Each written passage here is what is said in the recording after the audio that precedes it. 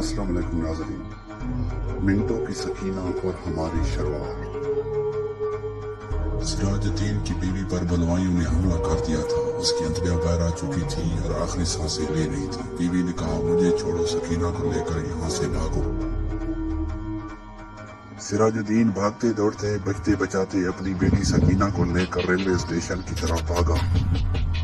Special train पर सवार हुआ और अमृतसर से मुगलपुरा पहुंच गया। सुबह कैंप के ठंडे फर्श पर सिराजुद्दीन की आंख खुली तो उसे खबर नहीं थी कि मैं कहाँ हूँ। चारों तरफ कयामत का एक मंजर था, जिसमें कोई अपनी माँ को ढूंढ रहा था, कोई बाप को, कोई बेटी को, तो कोई किसी दूसरे रिश्तेदार और सहारे को। कोट की भरी भरी सी जेब में सिराजुद्दीन ने हाथ डाला तो सकीना का दुपट्टा निकल आया। हड़बड़ा कर उठ बैठा, दाएं बाएं देखा, अंदर बाहर दौड़ा, मगर सकीना नजर नहीं आई।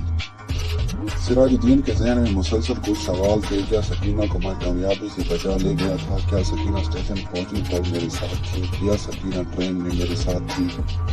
जब बलवाइयों ने ट्रेन रोकी तो मैं होश में था। बलवाई जब ट्रेन में चढ़े थे तो मैं क्या मैं बेहोश हो चुका था? क्या बलवाई सकीना को अपने साथ ले गए हैं? क्या सकीना जिंदा है?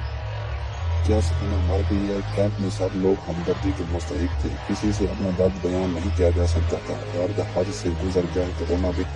बूढ़ा सिराजुद्दीन ऐसी कैफियत में था। 2-4 दिन बाद 8 बंद टीचों की समाज में गुंजाइश पाकर सिराजुद्दीन ने अपनी बात कह दी। सकीना मेरी 17 बरस की इकलौती बेटी है। अपनी माँ पर गई है। गाल पर एक तिल भी है और बेहद हसीन है। जाने कहाँ मुझसे गुजरी है, कहाँ रह गई है। कहीं से ढूंढ लाओ, खुदा तुम्हारे भला करेगा। बंद टीचों ने कहा, अगर सकीना जिंदा हुई तो जरूर मिल जाएगी। हमारे साथ जाते हुए एक सड़क के किनारे इन जवानों को सकीना मिली। इन्हें अपनी तरफ आता देखकर बदहाल सकीना खेतों में भाग निकली।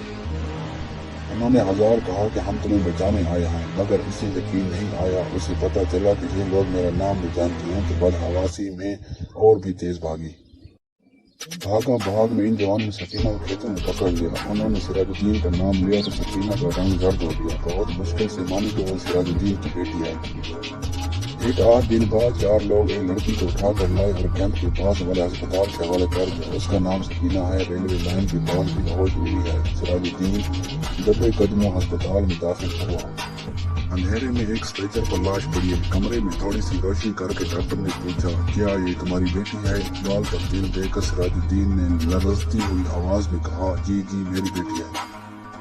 डॉक्टर ने नब्ज टटोली और सिराजुद्दीन से कहा, खिड़की खोलो। सकीना के जिस्म में जंबिश हुई। बेजान हाथों में उसने अपना 1000 बंद खोला और सलवार नीचे को सरका दी। बूढ़ा सिराजुद्दीन खुशी से चिल्लाया, जिंदा है मेरी बेटी, जिंदा है। डॉक्टर सर से पैर तक पसीने में शराबूर हो गया। कश्मीर की 4 साल बच्ची की माँ रो रो कर कह रही थी, बेटा बताओ ना तुम्हारे साथ क्या हुआ? बच्ची सहमी हुई खड़ी थी। उसे ये तो पता है कि कुछ हुआ है, ये नहीं पता कि कुछ गलत हुआ है।